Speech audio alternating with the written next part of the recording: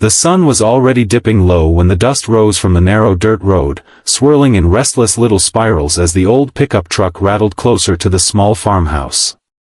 Inside, a young woman sat silently, clutching a single worn suitcase. Her face was turned toward the window, but she wasn't really looking at the endless stretch of fields. Her mind was somewhere else entirely, somewhere far more painful. Her name was Clara, and she had just been sent away in disgrace. In the town she had grown up in, people whispered about her weight, her quiet nature, her inability to fit in anywhere. But now, those whispers had grown louder, crueler, until they took shape as something far worse: punishment.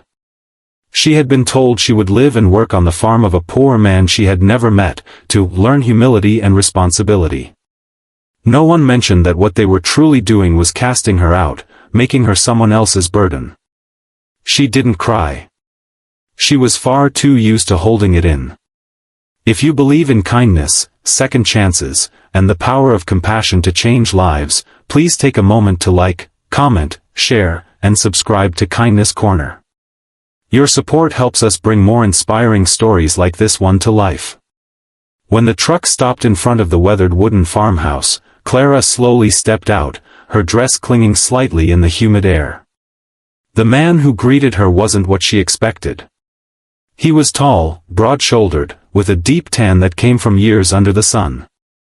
His clothes were simple, worn, but clean. His face was unreadable, neither welcoming nor hostile, as he nodded toward her suitcase and gestured toward the porch. There was no sign of pity, which oddly felt like a relief. Standing a few feet behind him was another man, much older, with a white beard and eyes that seemed to see far more than he let on. Clara's stomach tightened with unease. She had no idea how hard life here would be, but she knew she couldn't turn back. The first weeks on the farm were brutal. Clara wasn't accustomed to physical labor. Her body ached in places she didn't know could ache. Every morning, she woke before dawn to tend to chores, feeding animals, carrying heavy pails of water, hauling bales of hay. Her clothes clung to her skin with sweat, and her hands developed painful blisters. The farmer, whose name was Luke, never scolded her, but he also never offered unnecessary comfort. He gave instructions plainly and expected her to try. Clara struggled under the weight of her insecurities. At night, she would sit alone on the small bed in the attic, feeling the sting of the town's rejection all over again. In her mind, the words of those who had judged her replayed over and over, each one cutting deeper. But slowly, something began to shift. As the days turned into weeks, Clara noticed that her body, though still heavy, was growing stronger. Tasks that had once left her breathless became manageable. She could carry water without spilling half of it. She could climb fences without fearing she would fall. The aches in her muscles transformed into a quiet sense of accomplishment. More surprising than her physical changes, however, was the change inside her. Away from the harsh stares of the town, Clara began to hear her own thoughts more clearly. She realized how long she had been defining her worth by the cruel words of others. Here on the farm, she wasn't the obese girl, as they had labeled her. She was simply someone who had work to do, someone capable of learning. One evening, just as the sun was setting, painting the sky in breathtaking shades of orange and gold, Luke asked her to ride with him to the far end of the property.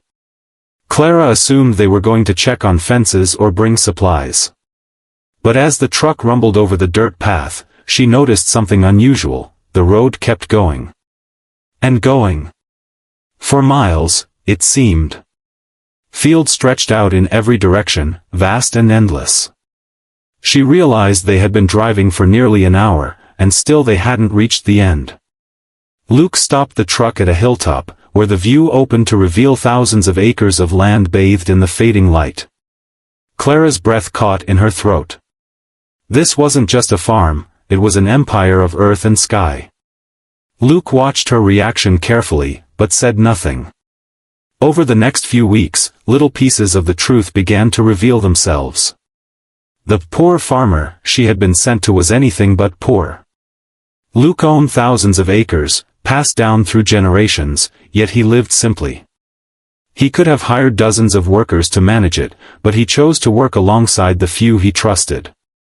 Wealth, for him, wasn't about showing off. It was about stewardship, responsibility, and living in harmony with the land. Clara began to understand why life here was so different from the town. Here, value wasn't measured by appearances, money, or status. It was measured by character, resilience, and kindness. For the first time in her life, Clara felt seen, not for her weight, not for her mistakes, but for who she truly was. Luke's quiet acceptance and the rhythm of life on the farm began to heal wounds she thought would never close. She learned how to care for animals, how to plant seeds, how to listen to the wind as it whispered through the fields. She found herself smiling more often, laughing without fear of being mocked. Slowly, the shame that had been forced on her began to fall away like the dust from her shoes at the end of a long day. As months passed, Clara's confidence grew. She began taking initiative, finding ways to make the farm run more smoothly. She started cooking meals for the workers, fixing old equipment, and tending to injured animals. Luke noticed. The older man with the white beard noticed. Even the land seemed to notice, responding to her care. Clara had come here believing she was a punishment, a burden. But she was becoming an asset, a trusted presence, someone who belonged. The day came when Luke finally spoke of why he had agreed to take her in. The town had painted her as lazy, spoiled, and unworthy of respect. He had known from the start that most of what they said wasn't true. He wanted her to see for herself that her value was never determined by their cruelty. His farm wasn't a punishment, it was an opportunity. He told her something she would never forget: sometimes, life sends you away from places where you don't belong, so you can find the place where you do. If this story touches your heart, please like, share, and subscribe to Kindness Corner. Your support helps us continue sharing powerful, life-changing stories. And if you've ever been judged unfairly, let us know in the comments. We'd love to hear your story. In time, Clara no longer saw herself as the obese girl the town had labeled her. She was strong, capable, and deeply loved by the people who mattered. The farm had given her a second chance, but more importantly, it had given her the courage to create a new life.